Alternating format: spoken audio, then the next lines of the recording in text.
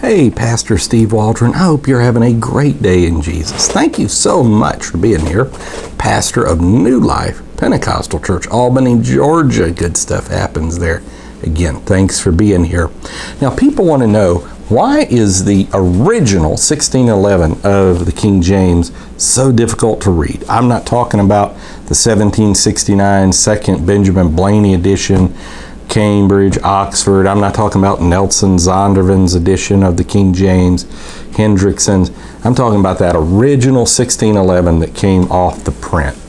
And this is something that, in a sense, and I'll tell you why it's disingenuous, people will take like a Hendrickson edition that's like this big, but it's the typesetting of the 1611, and say, read that, and people can't read it.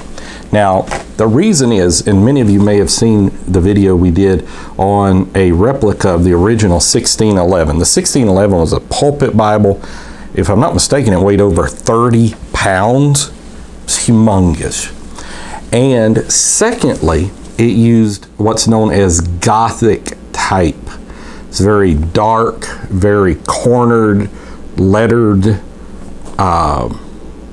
It is very difficult to read Gothic type, because when it first came out, it was just to be a pulpit Bible in the first couple of editions, and then it was coming out in 1612 in what was known as Roman type, which in a small Bible like this, except their pages are thicker. I should have brought one out. I've got, I think, I don't forget, a 16 something, 13 or something. We've done some pages on there. It's very easy to read.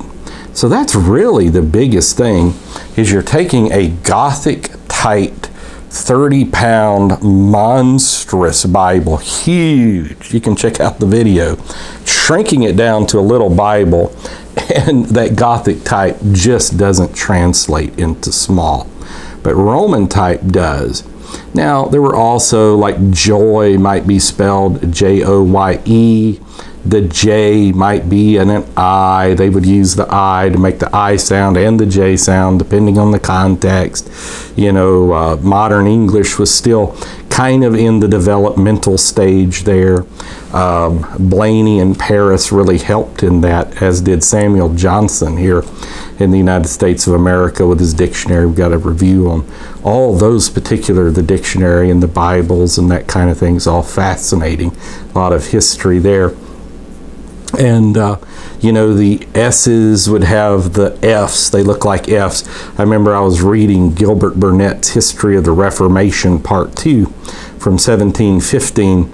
And mentally, like if I got to lesson and it would read Leffen, you know, my mind, I think probably till I got to the end of it, and it was a huge book, it would constantly translate the S's the way they're written as F's.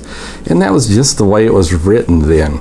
But just as far as if you get a 1611 written in Roman type, it's readable, and it's really readable. So the very biggest reason is you're taking Gothic type, meant for massive pulpit Bibles, and bringing it down into something that's a mid-sized Bible or even a little smaller. And so again, it's a little disingenuous to say you can't read that. So Sister Waldron just kicked the camera a little bit. But God bless. Hey, we want to say thank you so much for being here with us. Join us daily. Subscribe, hit the bell notification, and share it with your friends and family. Put it on social media. Talk with you later in Jesus' name.